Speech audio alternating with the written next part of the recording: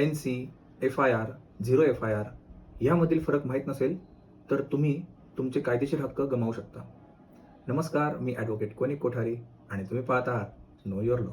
NC, FIR आणि zero FIR हे गुन्ह्यांचे वेगवेगळे प्रकार आहेत. NC म्हणजे नॉन कॉग्निझेबल ऑफेन्स.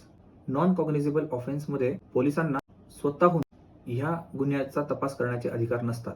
त्यामध्ये त्यांना मेहरबान कोर्टाच्या आदेशानंतरच त्या गुन्ह्याचा तपास करता येतो. जेव्हा कोणताही दखलपात्र गुन्हा घडतो म्हणजेच कॉग्निझेबल ऑफेन्स, तेव्हा पोलीस FIR नोंदवून घेतात आणि FIR नोंदवल्यावर पोलिसांना तपास करण्याचे अधिकार असतात. तसेच जर अटक गरजेची असेल तर आरोपीला अटक करण्याचे देखील अधिकार असतात. आता FIR मधलाच अजून एक प्रकार आहे, त्याला म्हणतात झिरो FIR. झिरो FIR म्हणजे जर गुन्हा एका ठिकाणी घडला असेल पण फिर्यादी हा त्या ठिकाणी नसून दुसऱ्या ठिकाणी त्याने जर FIR नोंदवली. उदाहरणार्थ, जर पुण्यामध्ये गुन्हा घडला असेल पण फिर्यादी जखमी झाल्यामुळे तो तातडीने मुंबईला गेला आणि मुंबईला त्याने पोलीस स्टेशनमध्ये गुन्हा नोंदवला, तर मुंबईतील पोलीस स्टेशनमध्ये झिरो FIR नोंदवली जाईल आणि ती FIR नंतर जिथे घटना घडलेली आहे त्या संबंधित पोलीस स्टेशनला ट्रान्सफर केली जाईल.